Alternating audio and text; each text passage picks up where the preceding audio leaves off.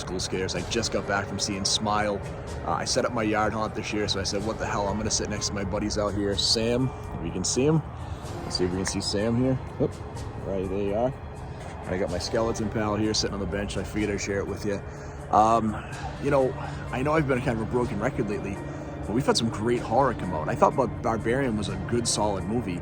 I loved Pearl, and I thought Smile was amazing. I'll try not to give any spoilers out, but again, I really enjoyed this movie. I thought everything about it was excellent. I went into this movie, I saw the trailer, it looked really goofy. You know, I thought it was going to be a huge Ring ripoff, which kind of it is a little bit. You know, and you know it's the whole Jeopardy, you only have a certain amount of time to live once this curse gets passed on to you. But you know what I really liked about Smile is when I sat down and watched this, and it was some great performances, some really cool cinematography in the movie. There were some great shots. You know, and again, shots that if you start to think about it, if you love movies like we do, you start to think about the effort that goes into some of these shots where literally, you know, they're like, you know, building a false wall to take a shot inside of a refrigerator or inside of a medicine cabinet, right? So some of the stuff that looked really, really, just like I loved Mia Goth's performance last week in Pearl, Sosie, I believe that's how I'm pronouncing it. I hope I'm pronouncing it right. I looked it up online. I hope I'm not messing it up, but Sosie Bacon, the daughter of Kevin Bacon, gives an amazing lead actress performance. And as I walked out, I was trying to figure out, like, which performance did I like better? And I'll tell you, they're very different, but both very good. And I think for me, the reason I'd probably put Pearl a little above Smile is I think Smile is a really good first-time watch. And here was a cool thing tonight. Cool and annoying, right? I told you I saw Pearl last week on a Thursday night. Like the first night, there was nobody in the theater. Tonight, Smile was packed, tons of teenagers. They were being super obnoxious, but again, good for them, right? It's horror movies. I know we were all obnoxious when we were kids. I'm cool with having that experience back there. We need it again, so be it. But it was cool to have a full theater again, and there were a lot of screams and a lot of jumps and a lot of gaps in this movie. There's a lot of jump scares in this movie. If you are someone that gets easily startled and you don't like jump scares, you should not go see Smile because it is filled with them. But I love the movie. I thought, you know, I was trying to think back on my ride home, you know, what movie can I compare this to? And the closest I could come to is when I saw Candyman in the theater. I think there's literally a very, you know the story going into it, what's happened, but there's a very palpable sense of dread through the whole movie and a sense of angst of what's going to happen to our female main character. So well done. The directing is great.